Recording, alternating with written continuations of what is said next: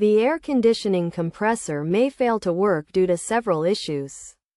One of the primary causes is a lack of refrigerant in the system.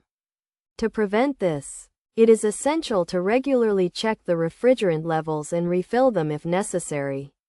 Another cause of compressor failure is blocked condenser coils, which can become clogged with dust and grime if not properly maintained. This can lead to the condenser coils failing to release heat, resulting in excessive pressure on the condenser and ultimately causing it to stop working. Cleaning the condenser coils can help prevent this issue.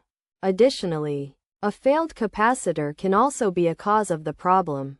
Capacitors can stop working due to electrical surges or becoming faulty.